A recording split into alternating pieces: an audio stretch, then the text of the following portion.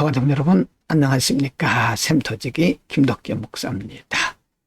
오늘은 욥기 13장 20절부터 14장 22절까지고요.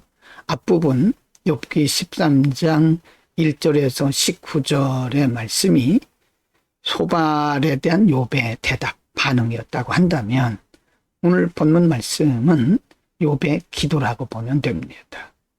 하나님을 향해서 욥은 어떤 반응과 어떤 자세를 가지고 있었을까요?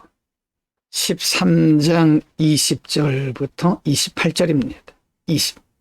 오직 내게 이 두 가지를 행하지 마옵소서. 그리하시면 내가 주의 얼굴을 피하여 숨지 아니하오리니. 21. 곧 주의 손을 내게 대지 마옵시며 주의 위엄으로 나를 두렵게 마옵실 것이니이다.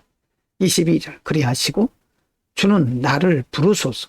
내가 대답하리이다. 혹 나로 말씀하게 하옵시고 주는 내게 대답하옵소서. 23. 나의 불법과 죄가 얼마나 많으니까 나의 허물과 죄를 내게 알게 하옵소서. 24. 주께서 어찌하여 얼굴을 가리우시고 나를 주의 대적으로 여기시나이까. 25.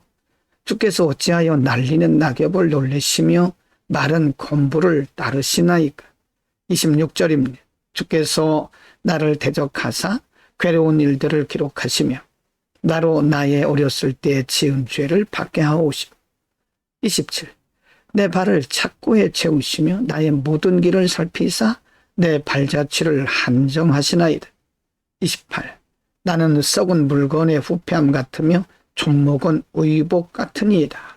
지금 고난과 고통 가운데에서 욥은 하나님을 향해서 이렇게 기도하고 있는 겁니다.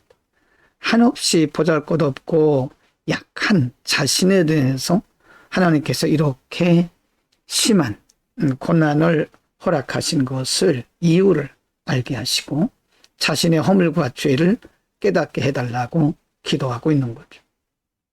24절에서 어찌하여 얼굴을 가리우시고 나를 주의 대적으로 여기시나이까. 25절에서 어찌하여 날리는 낙엽을 놀래시며 마른 건부를 따르시나이까.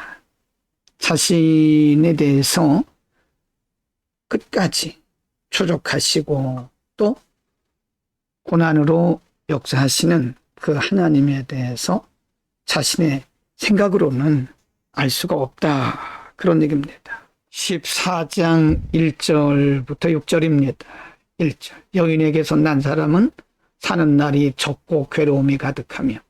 2절. 그 발생함이 꽃과 같아서 쇠하여지고 그림자같이 신속하여서 머물지 아니하거늘. 3절. 이와 같은 자를 주께서 눈을 들어 살피시나이까. 나를 주의 앞으로 이끌어서 신문하시나이까. 4절. 누가 깨끗한 것을 더러운 것 가운데에서 낼 수 있으리까. 하나도 없나이다. 5절. 그날을 정하셨고 그 달수 죽게 있으므로 그 제한을 정하여 넘어가지 못하게 하셨은즉. 6절. 그에게서 눈을 돌이켜 그로 쉬게 하사 품꾼같이 그날을 마치게 하옵소서. 하나님께 대한 기도입니다.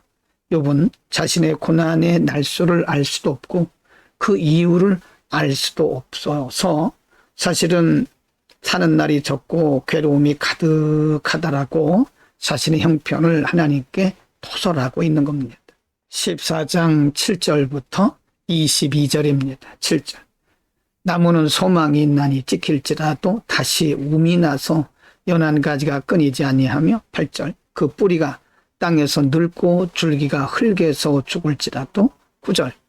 물 가운데 움이 돋고 가지가 발하여 새로 심은 것과 같거니와. 10절. 사람은 죽으면 소멸되나니 그 기운이 끊어진 즉 그가 어디 있느냐. 11절. 물이 바다에서 줄어지고 하수가 잦아서 마름같이. 12절. 사람이 누우면 다시 일어나지 못하고 하늘이 없어지기까지 눈을 뜨지 못하며 잠을 깨지 못하느니라. 13절. 주는 나를 음부에 감추시며 주의 진노가 쉴 때까지 나를 숨기시고 나를 위하여 기한을 정하시고 나를 기억하옵소서. 사람이 죽으면 어찌 다시 살리까. 나는 나의 싸우는 모든 날 동안을 참고 놓이기를 기다렸겠나이다. 15절입니다. 주께서는 나를 부르셨겠고 나는 대답하였겠나이다. 주께서는 주의 손으로 지으신 것을 아껴 보셨겠나이다. 16. 그러하온데 이제 주께서 나의 걸음을 세시오니 나의 죄를 살피지 아니하시나이까. 17절. 내 허물을 주머니에 봉하시고 내 죄악을 싸매시나이다. 18절. 무너지는 산은 정령 흩어지고 바위는 그 자리에 옮겨가고. 19절입니다. 물은 돌을 닳게 하고 넘치는 물은 땅의 티끌을 씻어버리나이다.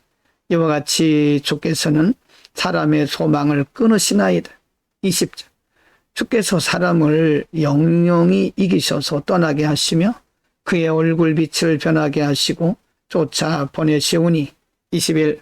그 아들이 존귀하나 그가 알지 못하며 비천하나 그가 깨닫지 못하나이다. 22절.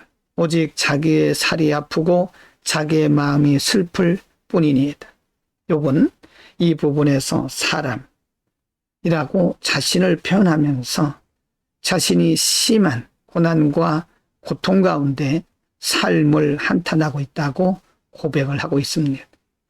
하나님이 어째서 나 같은 것을 부르시고 나 같은 것에게 이와 같은 고난을 허락하시는지, 그리고 하나님이 이렇게도 세밀하게 살피시는지 알 수 없다라고 한탄하듯 자신의 마음을 토설하고 있는 겁니다. 욥은 가면 갈수록 자신의 연약함을 한없이 연약하다고 하는 사실을 깨달으면서 하나님께 고백하고 있는 거죠. 고난을 통해서 인간은 자신의 연약함을 점점 알게 되어가는 과정을 우리가 볼 수 있습니다. 오늘은 욥이 하나님을 향해서 한탄하고 또 토설하는 장면을 상고했습니다. 물론 욥이 지금까지 한 말들은 자기 친구들 향해서 인간적 분노를 쏟아내는 것이 아니라 하나님을 향해서 그는 토설하고 있고 자신의 입장을 표현하고 있는 것입니다. 사람이 아플 때는 아프다고 말을 해야 되고 괴로울 때는 괴롭다고 말을 해야 됩니다. 표현을 해야 되는 거죠. 그러나 사람에게 하는 것이 아니라 하나님을 향해서 우리를 아시고 또 우리를 받아주시는 크신 하나님 앞에 우리의 모습을 드러내는 거죠. 하나님은 그런 모습을 책망하시는 것이 아니라 그런 모습을 이해하시고 받아주시고 또 은혜로 감싸주시는 것입니다. 어떤 어려움에 있습니까? 고난 중에 있습니까? 사람에게 말하지 말고 하나님 아버지께 토설하십시오. 하나님은 받으시고 치유하실 것입니다. 기도합니다. 거룩하신 아버지, 오늘도 욥의 기도와 욥의 토설을 통해서 그가 한없이 연약한 인간임을 고백하고 있는 것을 상고했습니다. 고난과 고통이 우리를 힘들게 하지만 그러나 그 속에서 우리 자신의 연약함을 발견하게 되고 하나님을 향하여 더욱더 가까이 나아가게 된다는 사실을 깨닫게 하옵소서. 예수 그리스도의 이름으로 기도드립니다. 아멘.